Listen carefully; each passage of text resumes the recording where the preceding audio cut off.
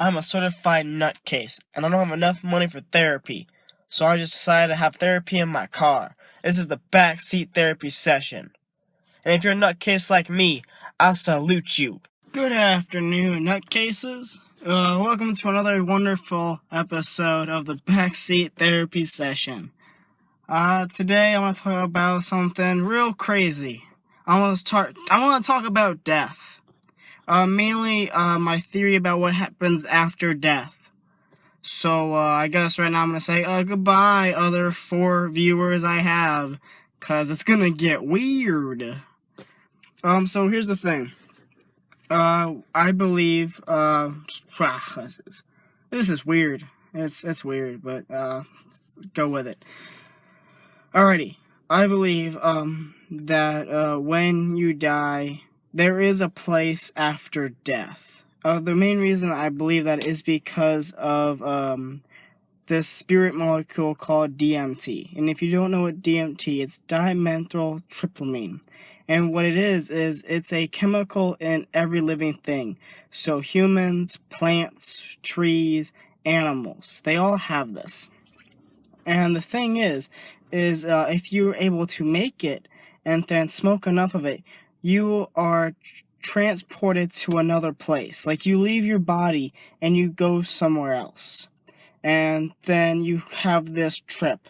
A lot of people either go to like the comic Shane Moss. He went to like this magical like town, while other people had weirder trips where they were staying on top of a mountain and a bunch of Native American Indians stared at him and said, "It's all your fault."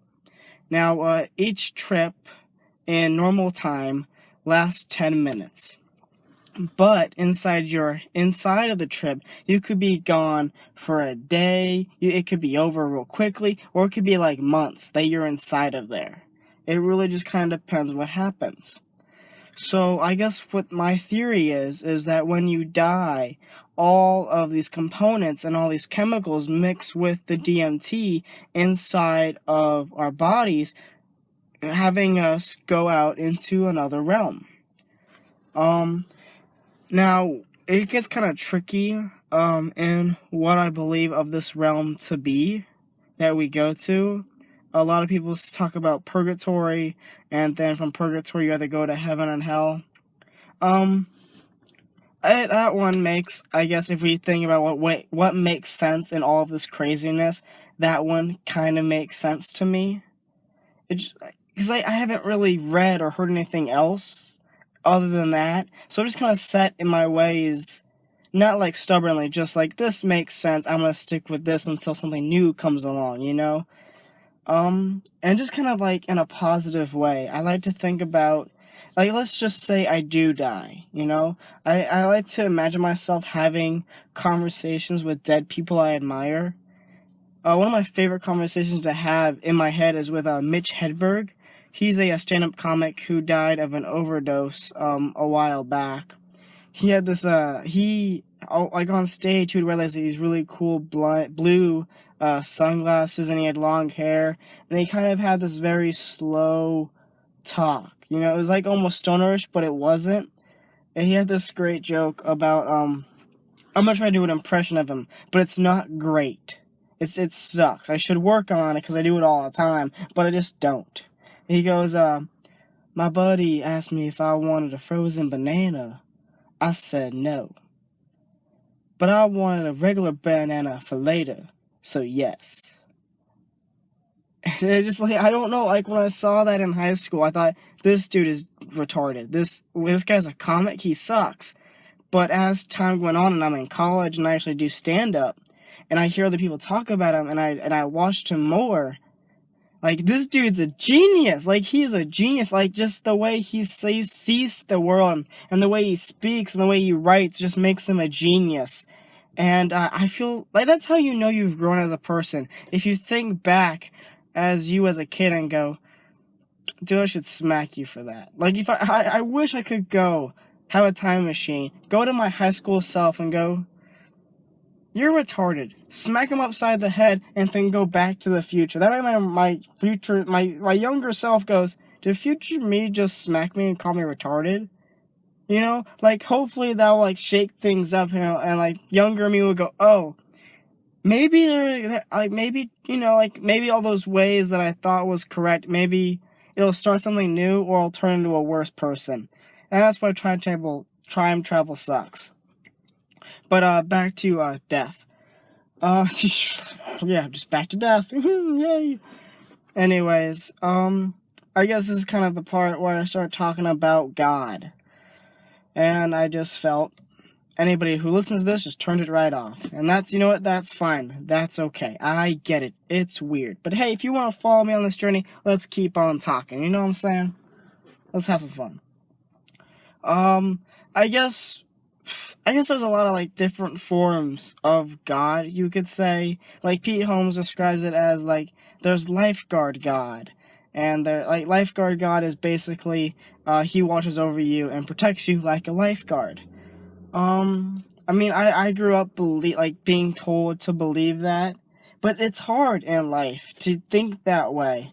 And I guess I make it easier on myself by talking about it as if, like Yellow Wolf talks about God. He has a song on his new album, Love Story, called Best Friend, where I take it as he's calling God like his best friend. And that, for me, is the easiest way to kind of communicate with God, like a buddy, you know, just like every once in a while, like, hey, what's up, how's it going, thanks for not killing me, you know, thanks for the opportunities, you know, just kind of like acknowledging, like, I know it's weird, it's confusing, it's uncomfortable, it's uncomfortable for me talking about this anyways, but still, like, you know, there's gotta be something, you know, like, it's weird, I don't like, what you believe is what you believe, but what I believe is, look outside. I'm looking outside right now. There's trees and there's grass and there's this giant universe and everything is moving together. How can that just be? You know, there's got to be something to it all. I guess I want my life to have some form of meaning, you know? Like going back to Mitch Hedberg. When I talk to Mitch, I say comics by their first name because I listen to this so much. I just believe that I'm best friends with them, even though they don't even know I exist. It's weird, but hey, it keeps my life interesting. That's why I do this, to talk and sound interesting. Anyways, I like to, like, if Mitch was gonna tell me, like, hey, what were you doing before you died? Or, you know, what were you doing in your life before dying? You know, it'd be cool, like, no, dude, I'm a comic, just like you, like, I go to open mics and I write jokes and stuff, and he was like, oh, that's cool, man, and, like, we can go back and forth on writing styles and stuff, and, like, that, to me, sounds amazing, you know, like, that part of death goes, how cool would it be to be able to talk to Mitch, or how cool would it be to be able to talk to, like, someone there, like, maybe, like, there's gotta be so many stories, you know, so many people that are dead that I could be able to talk to. I mean, I don't know how it works, but I mean, you can't just have your own purgatory. That just seems weird. I feel like there's, like, everybody there, and you just kind of talk to somebody, you know, it's like a nightclub, but there's no music. That's how I see purgatory. It's weird, I know, but hey, it's fun, you know? Think about death in a fun way. Why is it always so sad? You know what I'm saying? Like, if you die, basically thinks that you won. You won life. You're done. You're good. You get to leave now. That's like death when you die, like when you're supposed to die. Like old age. Just when it comes to young death, that's when it gets frightening for me. Like young death. Like when you're like 20 and you die, or you're like a 12-year-old and you die. That's not fair. That's my biggest fear on death. Is just dying young, not being able to do what I want to do. That's the biggest part of death I'm afraid of. I'm also afraid of dying in my sleep. Like, this is the therapeutic part. I've been afraid of dying in my sleep ever since I was like, I want to say 12. Like, some nights, even now, I will go to sleep afraid I'm going to die, and then wake up periodically throughout the night to make sure I haven't died yet. Like, that's the biggest fear of mine, is just dying in my sleep, because, like, for me, I have a purpose. You know, I feel my purpose is to do stand-up, to hopefully make people laugh, to hopefully inspire people, just be more than me. You know, be a part of something. And I'm afraid that if I die young, I won't be able to do that. You know, and that just, like, that irks me, and that scares me, and it freaks me out. You know, and just anyways, and just... That's why at night, sometimes like I'll put my earbuds in to listen to music, so then I just listen to the music instead of thinking about dying at night, which is it's the biggest fear of mine. Yeah, that's my biggest fear is dying while I sleep. Just it freaks me out so much. And just oh man. And like when I like there's this kind of a great idea. I was talking to my buddy at work telling him I was going to do this podcast.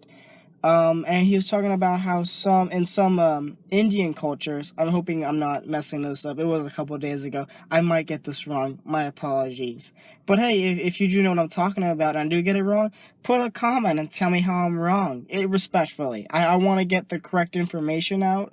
I don't want to offend somebody, but this is the information I have and you have better information. Please give it to me. I do want to know more about this. Anyways, he talks about how there's some cultures of where they get your ashes and they mix it with the soil, and then you can help like grow a tree. So then when you're dead, you basically help grow a tree. And to me, that sounds amazing and just so peaceful and blissful. I don't know why, but I have a fascination with trees. Just like, especially like the roots. I like the look of roots of trees. They just, to me, they look just amazing and fascinating. I wish I could draw them. They're just so fascinating and integral. I think that's a word. I think like how cool that to be like, just you're a tree. Like you're this like just you're a human being and then you're a tree. It's just there's something so like I just said blissful about it. It's nice, it's just your body does something other than rot in the ground in a box. You're like, I'm a tree. Just something. Like, if I were gonna die, I'd put that in a will, make me a tree. I know this put me in a box stuff. I don't get that at all. That's just tradition. That's for people to spend money on other people so then we can do other stuff. It's just money. It's just a giant circle. I want to use my body to make something beautiful. And what's the most beautiful thing than a tree, man? Trees are amazing, man. Trees are beautiful. Why instead of like a whole bunch of gravestones, why don't we have just a bunch of trees? That's what I would rather do. That's so much more better. Yeah, trees, man. Trees everywhere. That sound hippie-ish. That's fine. What's wrong with it being a hippie every once in a while? So I guess I'm just gonna circle back round to God. I'm not gonna. There's this whole thing in like the Christian community of like repenting your sins. It feels so weird doing that. I don't know if anyone else agrees with me, but it feels so weird doing. It's just weird. It's like maybe it's just me being stubborn. Maybe it's just like I'm so stubborn. It's like I have done nothing wrong. I don't need to. I've done nothing wrong, sir. Everything I have done is normal and human. You've done a few messed up things there, sonny boy. You better repent. I don't know. I think it's more of a acknowledging that you've made mistakes and then trying to move forward. I feel like it's like kind of like going to your friend and going, "Hey, bro, yesterday, after I got an argument with a coworker, I wished they had a heart attack, spontaneously caught on fire, and then burned, and then as blood dripped from their eyes. Like I feel it's just like I probably shouldn't do that. So I think repentance is just more of a mental thing of you just going like, I've made some mistakes. I accept I've made those mistakes, and somehow in the future I'm going to use this moment to then stop making those mistakes or stop myself realizing to make that mistake. I feel it's just like this something mental that we need to do to become better people. I feel that's what repentance is. It's just to acknowledge you've done something wrong and then from that become a better person. I feel that's basically what life is. Acknowledging you're not perfect and then somehow becoming perfect. I don't mean like perfect and like perfect everywhere. I just mean becoming a better person than you were the day before. Like if I was going to look at myself from a year ago, a depressed, overweight, angry person who was closed-minded to the slightly less overweight, slightly less open-minded, completely not depressed anymore, ish sometimes. It depends on what day it is and how bad I bombed one night. You know what I'm like? You know what I'm saying if you're listening to this. Anyways, you know, like if I just look at that of how much I've changed and how much I want to change inside my mind and going forth doing that, I feel that's just what it is. It's just another tool we can use to then continue changing. I feel people are afraid of change. I used to be afraid of change, but I just kind of roll with it because change has never hurt me in the long run. Change has always hurt me in the short run, but then has gotten me in a better situation in the longer run. So I feel that change short term is scary, but accepting that it's scary actually helps in the future. To be honest, this whole thing should be just called change. Accept it. I mean, if you just kind of like, if you see someone on the freeway and they cut you off and go, I accept that person cut me off. Wouldn't that just make you a little bit happier instead of just like, that guy cut me off, I'm so mad and angry right now. I'm just like, oh, he cut me off, I accept that. But no one got hurt, I also accept that. Like, I feel just saying I accept that would just make life easier and just better, you know? I think I'm going to do that. I'm going to try to, when something pisses me off, just stop, think, and go, I accept that, and then move forward and see what happens. I mean, what's the worst that can happen? I get angry a little bit. I mean, what? It takes me a while to change. I mean, change is incremental, no matter what people say. It's like, that's why I'm tired of, like, having pills and these, like, lose 100 pounds in 30 days. It doesn't work like that. You have to work to change. I mean, that's why I don't like pills, because like I mean, there are some pills like antidepressants that can help people, but sometimes they won't help people, and then people just keep in this pill frenzy, in this vicious circle of life, trying to become happy, when all they have to do is just sit down with themselves and just accept who they are and find out what they want to change, then go change that. But it's easier said than done, of course. That's why I like writing things on paper and just putting a giant list and then choosing something to change. Or in my head, I'm hanging out with friends and go, oh, I need to change that because it's bugging me and I assume it's bugging them. Or just don't ask people. Well, you do what you want to do, but I don't ask people. I don't like asking people what I should change because a part of me knows that if I change one thing, it's going to change another part of me. Like here's the thing. I overthink and overanalyze basically everything. And that sometimes sucks when you're doing stand-up and you bomb and you're overanalyzing everything without just accepting that you bombed.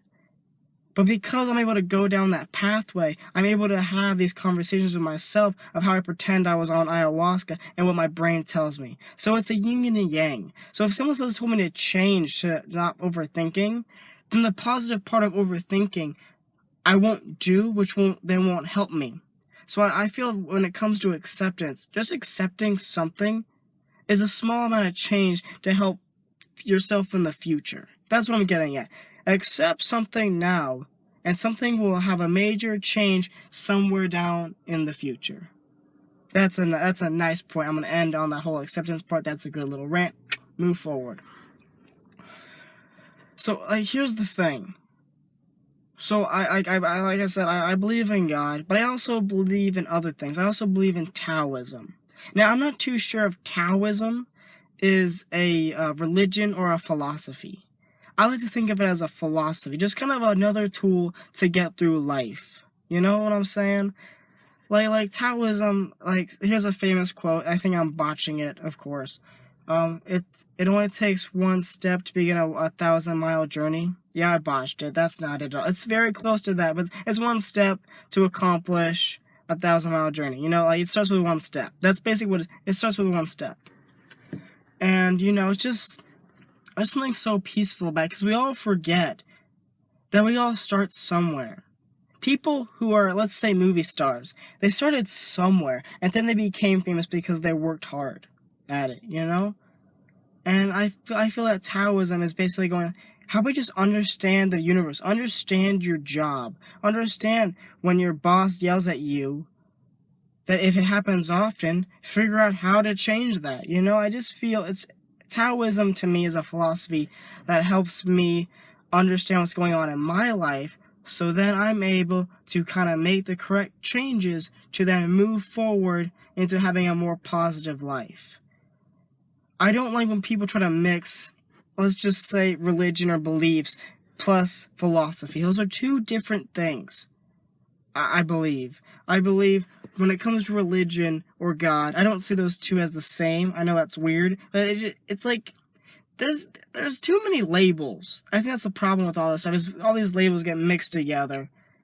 I believe in God, but I'm not religious. I'm also not spiritual. I'm just trying to be a more positive person. And I read things like philosophy and like therapeutic stuff, so I can figure out what's going on in my brain. So then I can go, brain, do you see, you're jealous right now. You're not angry, you're jealous. Why are you jealous? You know? Like, there's so much that goes on in our brains, and we're not taught how to deal with these. Right now in my time, I'm just using all the information I can grab to help my brain become healthier. Because we sit around all day, and we don't ask ourselves why we're angry. You know, we see someone, and like, I don't like that person. Why? Why don't we like that person? Oh, because I'm jealous of that person. Why? Oh, because they're taller, because they're thinner, because they have a nice smile. I mean, that's usually why I don't like people. Oh, you're tall, you have a nice smile. I don't have a nice smile. I'm pretty sure if I smiled more, I'd have a nicer smile. It's just change. But, I mean, you know, like, you gotta remind yourself because your brain gets inside these patterns. Like, if I told myself every day to smile 3 times a day, it's the first month is gonna be hard because, like, I didn't smile today. Dang it. But guess what? Like, over time, I'm just gonna be this guy who smiles all the time. You know? This has gone in, like, 4 different directions. Okay, anyways. I think it's time to end this. I wish I wanted more structure out of this podcast.